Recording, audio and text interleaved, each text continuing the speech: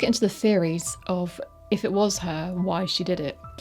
One theory, that she was physically and sexually abused by Andrew, her father. Lizzie just got to the point, her breaking point basically, and was like, if you touch me again, I'm going to hatch you to death. And he did, and she did. Why would she then kill Abby? Unless Abby knew and she was just ignoring it. Or she was caught by Abby having an affair with the maid, Maggie. You know, Lizzie and Maggie were at it, and Abby walked in, was absolutely disgusted with what she saw, because obviously lesbians were gross back then. So Lizzie was like, what the hell? There's no need for that reaction, you bitch. And then picked up a candlestick and smacked her face in. Lizzie then confessed to Andrew about her and the maid, not about her killing Abby.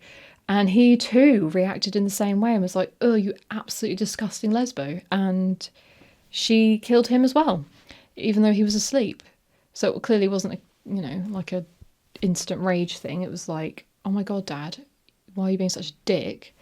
And then he's like, I'm ashamed of you. It's disgusting. And days went by and then she saw him asleep and thought, now's my chance. Yeah, that doesn't really make sense, because if she killed Abby out of rage and then literally went downstairs to be like, Dad, I'm a lesbian, I'm having it off with the maid or whatever. And he was like, oh, that's absolutely vile.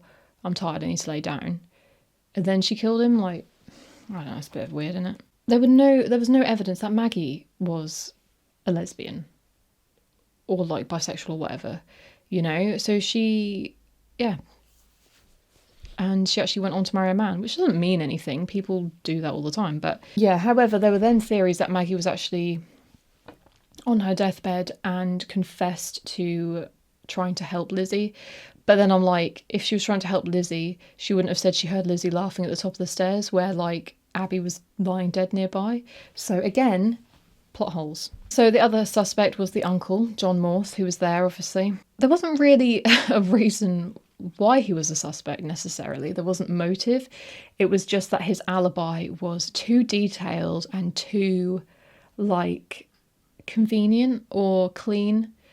Maybe he just described it too much, like, oh, I went to the shops and like I was walking down the aisle and I saw this can of beans and like I thought, that's quite a nice can of beans. It was quite expensive for a can of beans, so maybe I didn't get the can of beans in the end. But then I saw my friend Frank, and then maybe it was like that. There was also William Borden.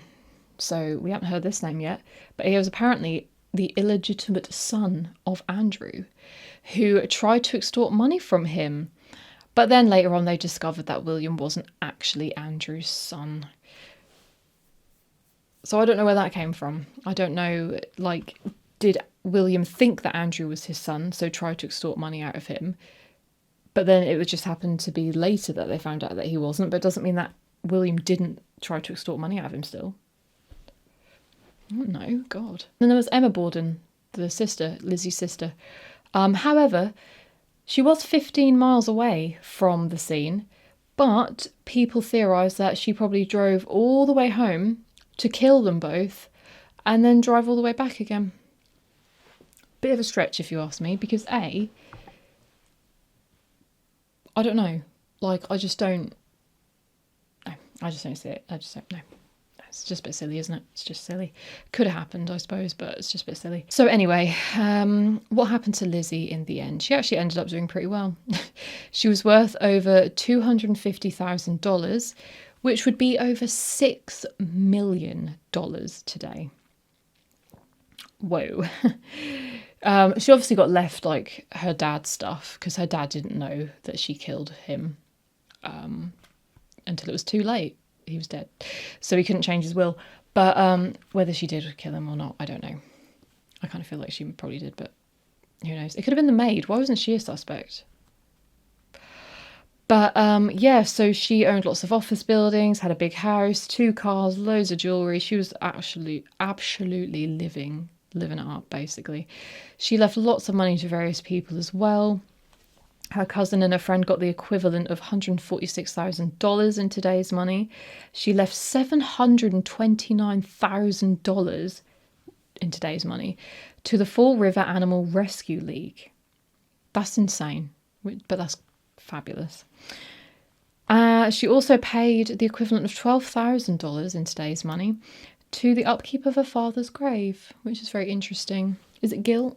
She died at only 66 years old of pneumonia on the 1st of June 1927, and then 9 days later her sister Emma died as well in a nursing home from nephritis, which is kidney disease basically. They were buried side by side as neither of them married. There's a really nice rhyme about Lizzie as well, by the way. So here we go. Lizzie Borden took an axe and gave her mother 40 whacks. When she saw what she had done, she gave her father 41. So there's a couple of things here that is a problem. She was actually her stepmother, not her mother, and neither of them were hit 40-something times. It was actually a lot less than that.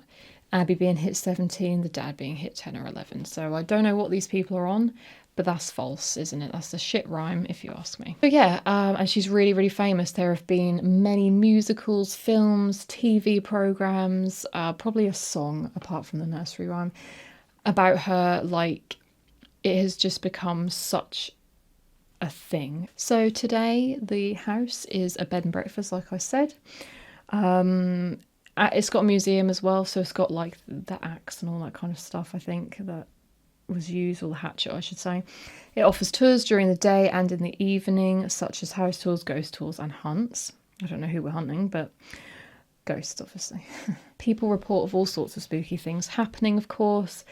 Someone stayed there and the fire alarm went off like 3 times in the night around 3 a.m, which, as we all know, is the witching hour, or between 2 and 3. Apparently this happens every few months.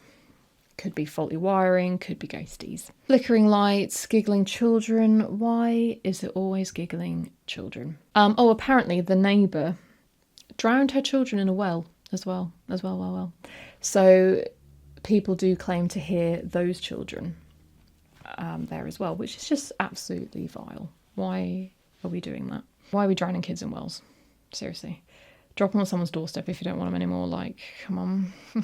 There was also a photo taken, which, if I remember, I'll put it here, of something standing beside the bed in the room Abby was killed. Could it be Abby? I don't know. And also, it apparently has a spooky score of 9.73 out of 10. A spook rating of that. Being beaten to the #1 top spot by the Mizpah Hotel in Nevada. We'll have to do a little thingy on that too. So yeah, and apparently if you leave money on the dresser of one of the rooms, probably Andrew's room, Andrew Borden will leave you alone. But if you don't put money on there, he's going to flip and have you. Someone actually did claim that Andrew smacked her in the back. It's not funny. Yeah, like, did she actually see the ghost? I was like, oh my god, it's ow! What the hell, man? Like, I don't really know. Or did, like, she feel a punch in her back and then he go, that's from me, Andrew Borden. Leave money next time, you bitch. And yeah, you often hear footsteps, creaking, and there's also a ghostly face that appears on the wall of the basement.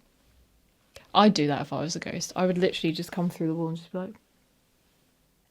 the creaking and stuff like that could easily be down to it being an old house. Do you know what I mean? So you could probably pass off a lot of these things for just whatever. So yeah, obviously there are a lot of people that claim they've stayed there so many times and they've never seen a thing, heard a thing, witnessed a thing, no things. So it kind of makes you wonder, like, not necessarily that people are talking shit, but people are more susceptible than others, or maybe people are just got it in their heads that this is a spooky house, so therefore I'm going to make spooky things happen in my brain. Who knows? But yeah, it's one of these things, like, it's one of the most haunted places, but when I think about haunted, like, if someone said to me this is one of the most haunted places in the world, I expect to go in there and be, like, beaten by ghosts. I expect to go in there and just hear things, hear wailing, crying, screaming, shouting, banging, all sorts.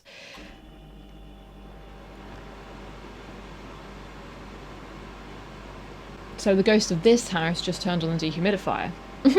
It literally could have waited another minute and I'd have been done. Okay. But yeah, so this camera is struggling for its life. That's basically that. Have you ever stayed there? Do you want to stay there? I don't know if I do. I know I never will. It's too far away. It's like in America. But yeah, so that is the creepy story of the house. It's just yeah, I expect more. You know, when I was like searching, I was like, ghostly or Lizzie Borden ghosts. Lizzie Borden house Lizzie Borden house ghosts, right? Just not much, really. I wanted someone to be like, I stayed there and this happened, this happened, this happened. It was so horrible. It was scary. I ran out of the house crying and never returned. Apparently where I work is haunted, and like apparently creepier things have happened there than have happened here. So I mean, Christ. Thank you so much for watching. I will see you next week. Goodbye.